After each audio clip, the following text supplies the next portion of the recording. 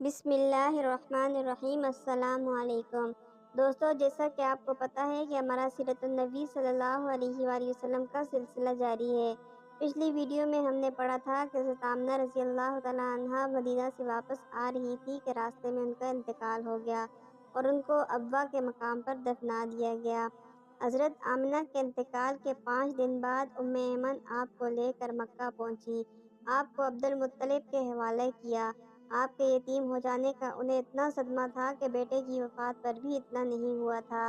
عبد المطلب کے لیے کعبہ کے سائے میں ایک قالین بچھایا جاتا تھا، وہ اس پر بیٹھا کرتے تھے۔ ان کا احترام اس قدر تھا کہ کوئی اور اس قالین پر نہیں بیٹھتا تھا۔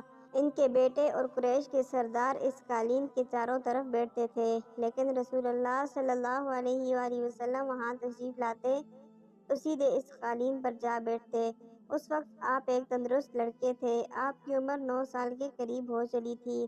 آپ کے چچا عبد المطلب کے ادب کی وجہ سے آپ کو اس قالین سے ہٹانا چاہتے تو عبد المطلب کہتے، میرے بیٹے کو چھوڑ دو، اللہ کی قسم یہ بہت شان والا ہے۔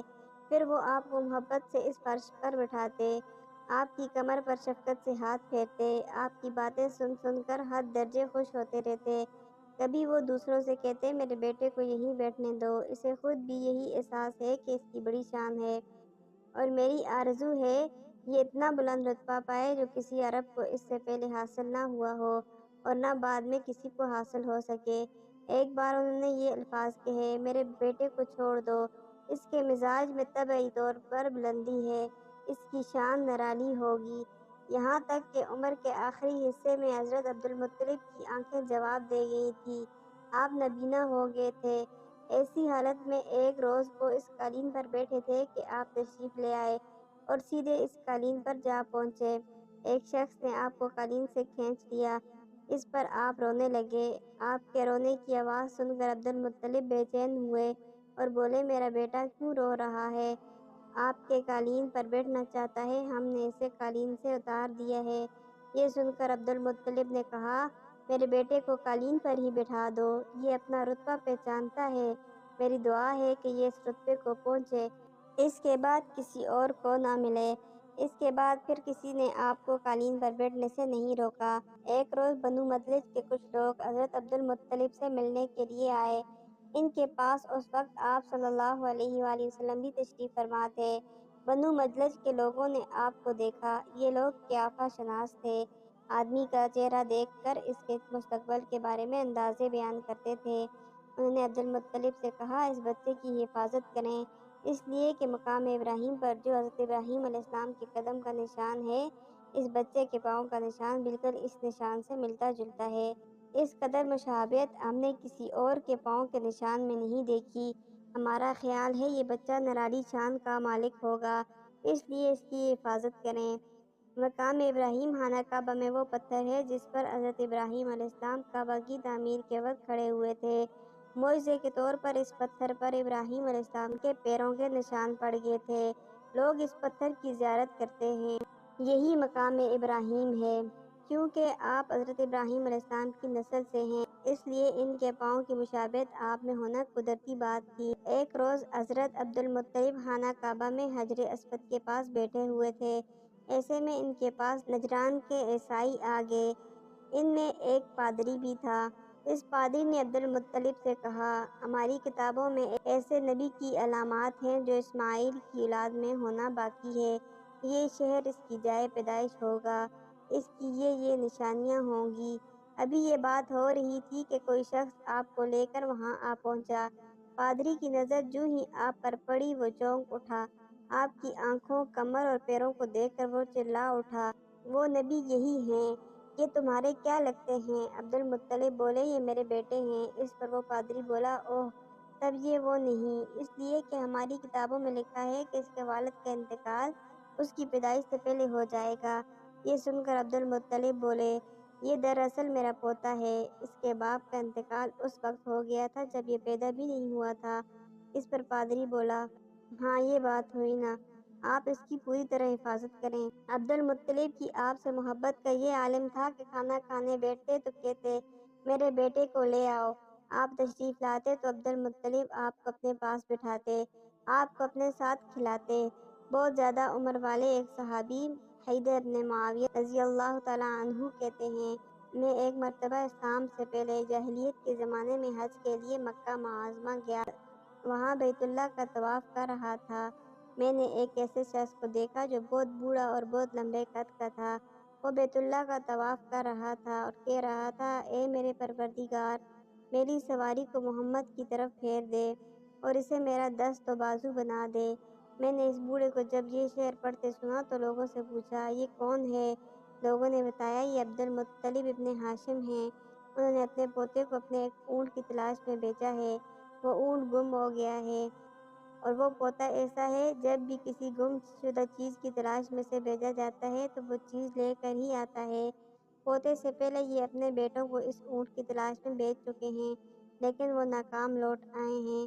اب چونکہ پوتے کو گئے ہوئے دیر ہو گئی ہے، اس لیے پریشان ہیں اور دعا مانگ رہے ہیں۔ تھوڑی ہی دیر گزری تھی کہ میں نے دیکھا کہ آپ صلی اللہ علیہ وآلہ وسلم اونٹ کو لیے تشریف لا رہے ہیں۔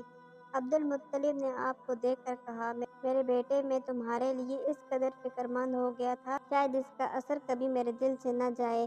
عبد المطلب کی بیوی کا نام رقیہ ابن ابو سیفی تھا۔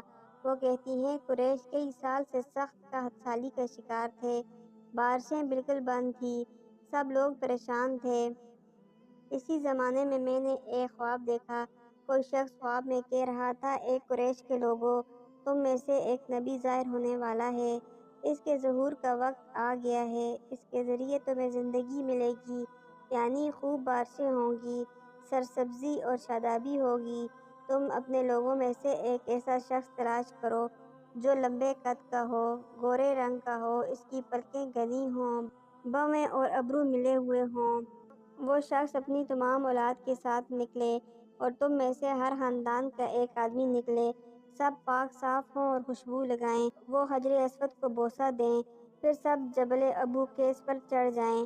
پھر وہ شخص جس کا حلیہ بتایا گیا ہے آگے بڑھے اور بارش کی دعا مانگے، اور تم سب آمین کہو تو بارش ہو جائے گی۔ صبح ہوئی تو رقیہ نے اپنا یہ خواب قریش سے بیان کیا۔ انہوں نے ان نشانیوں کو تلاش کیا تو سب کی سب نشانیاں انہیں عبد المطلب میں مل گئیں۔